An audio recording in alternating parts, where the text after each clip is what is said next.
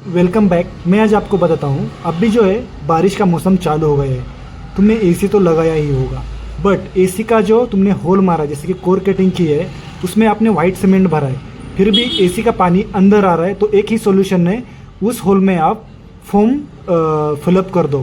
Foam fill up करने से जो है ये फोम होल के अंदर जाके स्वेल हो जाता है। स्वेल ये फोम मार्केट में तुम्हें 600-700 रुपीज़ तक मिल जाएगा। ये बेस्ट ऑप्शन है तुम्हारे एसी के होल के लिए।